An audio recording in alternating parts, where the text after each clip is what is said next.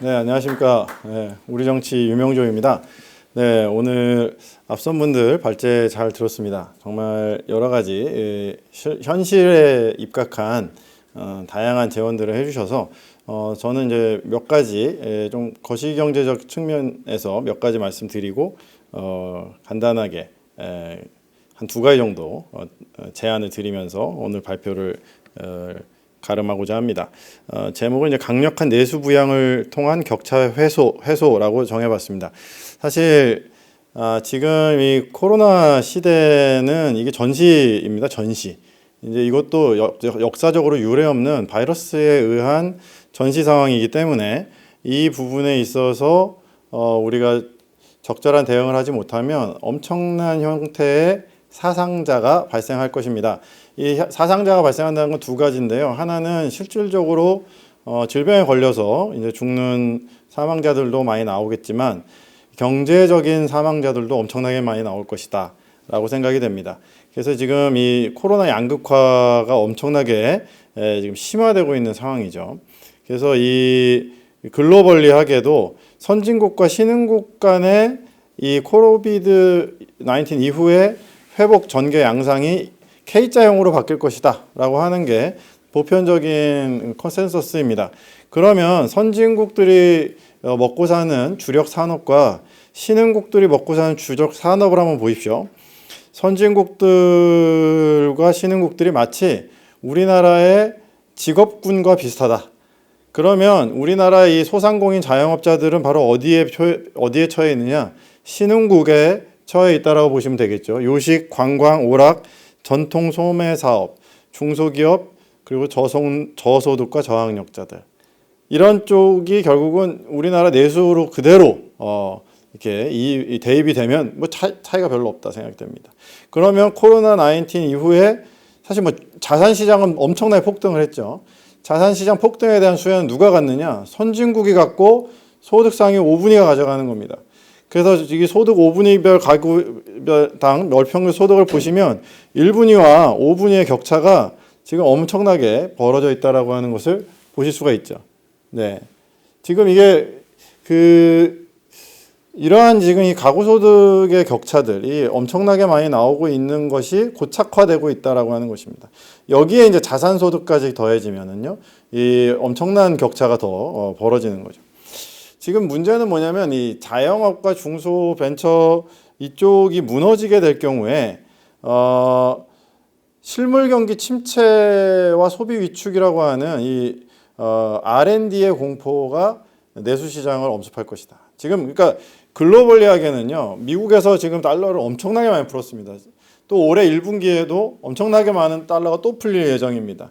그러면은 모든 지금 경제학자들이 뭘 얘기를 하고 있냐면요, 인플레가 위험하다. 백신이 많이 보급되고 조금 이 통제가 이제 완화가 되는 순간 소비 폭발이 일어나가지고 인플레가 일어날 것이다라고 얘기를 합니다. 미국에서는 그렇게 가능할 수 있을 수도 있습니다. 그런데 한국에서는요, 생각보다 소비 폭발이 일어날 가능성이 적다라고 저는 생각을 합니다. 왜냐하면 자영업과 중산층과 소득 지금 3분의 2 이하 이쪽 계층들이 전부 다 엄청난 타격들을 입고 있거든요. 제가 보니까 우리나라 고용률이 15세에서 64세까지 고용률이 65%입니다. 그러니까 35%는 고용에서부터 고용이 안 되는 분들이죠. 그 중에 또 비정규직 비율을 보니까 36%가 비정규직입니다. 그러니까 우리나라 인구의 한 50% 정도는 제대로 된 일자리가 없거나 그냥 놀고 계신 분들이 많다는 거예요. 이건 전부 다 가계와 정부의 어떤 지원에 의해서 살아가고 있습니다. 그러니까 한마디로 말씀드리면 구매 여력이 없어요. 소비 여력이 없는 분들이 굉장히 많다는 거죠. 거기다 지금 자산 가격이 엄청나게 상승했고 가계 부채가 증가했기 때문에 이 부분에 대해서 이제 인플레가 되면 이자가 상승하는 부분이 있기 때문에 소비 여력은 더 없어질 가능성이 많다. 그래서 가처분 소득 자체가 없어지고 있는 그러한 좀 어려운 상황이 되는 거죠. 그래서 자, 실물 경제가 지금 소비 투자 위축과 고용과 소득이 감소하는 부분이 있어요. 그래서 소비 투자와 고용 소득이 동시에 감소를 하면서 뭐가 일어나냐면 자산 가격의 하락이 일어날 가능성이 굉장히 많습니다. 그래서 지금 우리나라 지금 부동산이 거품이 일어나고 있고 이 거품이 곧 터질 거다. 라고 하는 이야기가 굉장히 많은데 이 부동산 거품은 두 가지가 있는 거죠. 내수적으로는 고용 소비 침체에 따른 중산층의 어떤 그 현금 동원 능력의 한계가 오고 있는 것과 그리고 이제 다음에 살펴볼 미국발 금리 인상이 오면 부동산 자산 가격은 타격이 오고 이것이 됐을 때 이제 매매가 쉽게 이제 지금 매매를 못하게 지금 부동산 시장을 동결시키면서 올라가고 있는 것이 이게 풀어지는 순간 엄청난 형태의 타격이 올 가능성이 있다. 최소한 10% 정도의 조정이 올 가능성이 있는데 이 조정에서 타격받는 사람은 누구냐면은 영끌한 사람들이 타격받습니다. 결국 소득 5분위는 견고합니다. 그러나 그 밑에가 중산층이 이제 무너질 가능성이 많고 세대적으로는 2030 세대가 무너질 가능성이 대단히 많다. 그래서 지금은 인플레를 걱정하고 있지만 사실은 내수적으로는 소비 위축하고 상품 가격 하락, 고용 감소, 경기 침체에서 자산 가격 하락으로 가는 지금 디플레 초기 단계가 지금 오고 있는 상황이 아니냐라고 저는 생각이 됩니다. 그러니까 글로벌리하게는 자산 시장에서는 인플레, 그냥 내수 시장에서는 디플레 우려가 공존하고 있는 거예요. 이런 거는 사실은 역사적으로 경험해 본 적이 별로 없는 그러한 경험이기 때문에 지금 정부에서도 그러니까 거시경제만 보고 이렇게 보면은 야 이제 인플레 걱정해야 되니까 우리가 금리 올려야 되는 거 아니냐 이렇게 정책 나올 가능성이 많단 말이죠. 그러면 이제 완전히 무너질 가능성이 많다라고 저는 생각이 듭니다.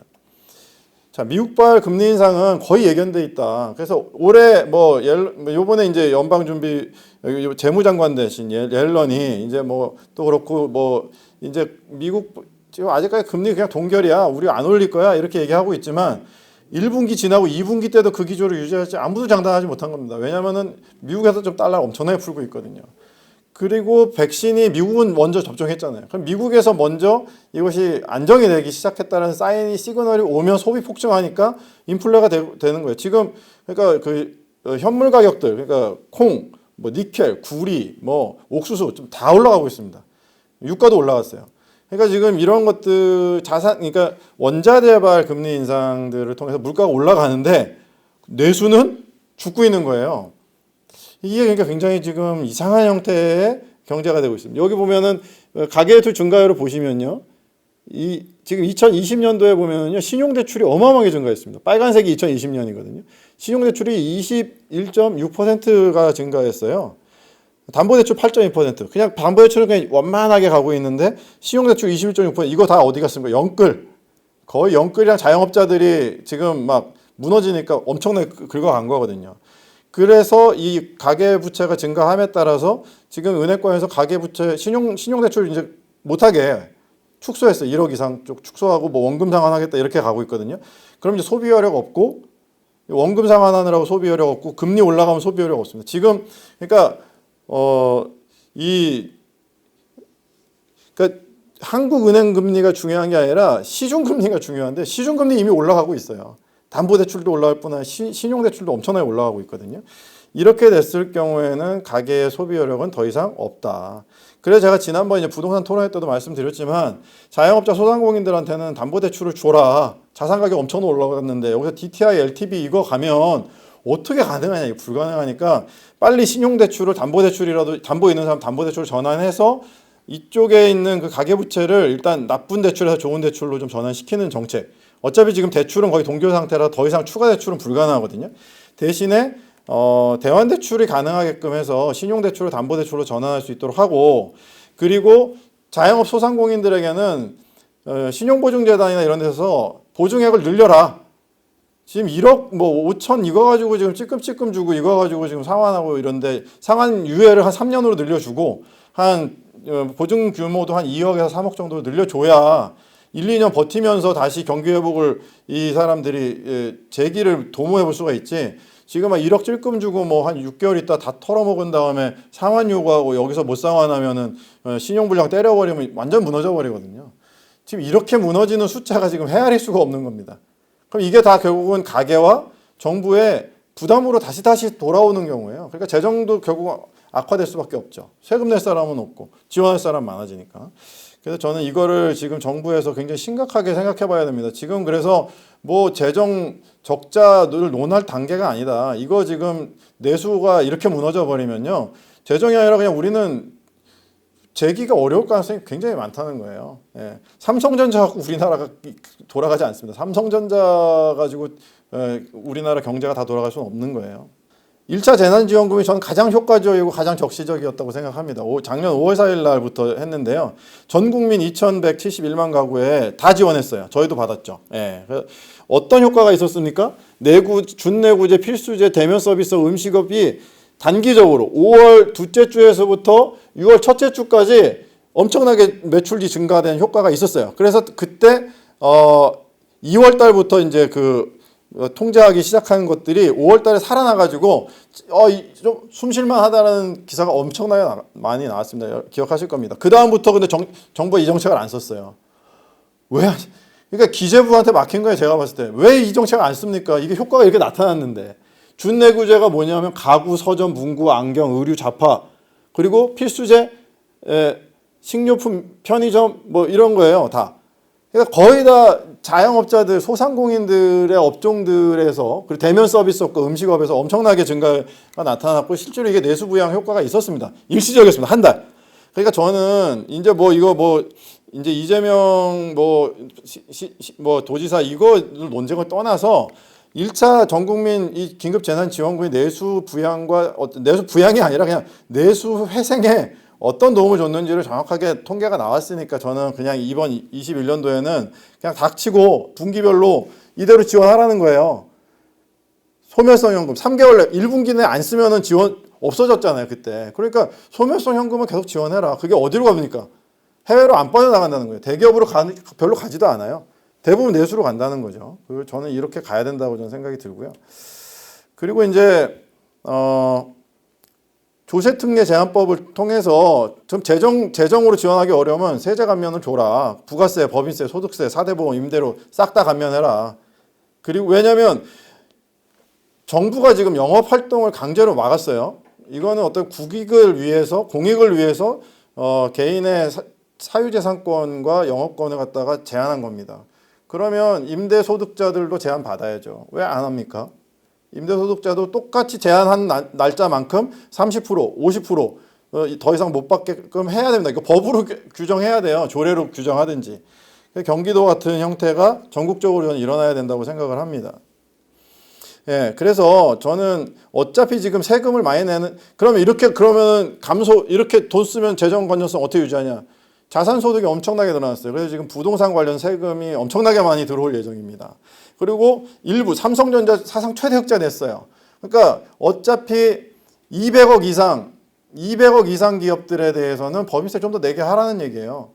부과를 좀 높여가지고 그럼 500억 이상으로 하고 1조 이상으로 하고 이런 식으로 해서 그쪽은 법인세율을 늘려라. 어차피 0.001%에 해당하는 기업밖에 없습니다. 그렇다고 그거 한다고 뭐 삼성그룹이 망합니까? 전혀 망하지 않습니다. 예.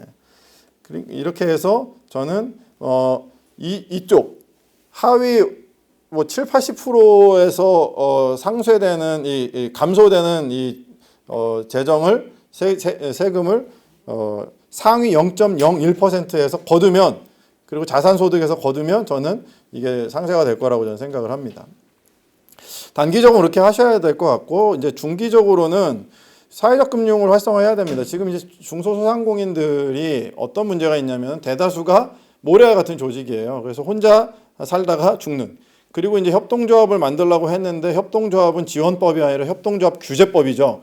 아무것도 지원하는 것도 없으면서 만들기도 어렵게 하고 유지관리도 굉장히 어렵게 만드는 이러한 형태의 협동조합 기본법은 전면적 수정이 사실 필요합니다. 그래서 저는, 그리고 협동조합을 하는데 사회적 금융을 하라고 하면서 협동조합은 금융을 못하게 막아놨어요. 이 금융 규제 때문에 이 조합금융이 제대로 안 되고 자영업자, 소상공인들, 개미들이 모여봤자 할 수 있는 게 없어요. 아니, 비즈니스 하는데 금융이 뒷받침되지 않는 비즈니스가 말이 됩니까? 그러니까 저는 사회적 금융 활성화하기 위해서는 협동조합과 소상공인들을 위한 협동조합 기본법 이제 시리즈 4가 나와야 됩니다. 그리고 금융할 수 있도록 허락해야 됩니다. 그리고 이런 부분에 대해서 적극적으로 정부에서 창업을 지원하는 것처럼 협동조합이나 소상공인 연대, 사회적 금융제도 지원 이런 것들을 확충함으로써 저는 이제 그 풀뿌리 내수에 있는 자영업 소상공인들이 협동을 통해서 살아남을 수 있는 그러한 정책이 활성화돼야 된다고 생각합니다. 그 편의점만 해도요, 우리나라는 다 대기업이 3대 대기업이 다 가지고 있습니다. 근데 유럽을 가보시면요, 그냥 간판에 쿱스라고 써 있어요. 쿱스, 주황색으로 된 거. 쿱스가 협동조합 매장입니다. 그러니까 협동조합 매장이 거기가 생산자, 소비자 다 연결돼 있는 협동조합 매장들이 있어요. 그러니까 우리나라도 뭐 그 일부 뭐 생협이나 이런 데서 하고 있지만 상당히 약합니다.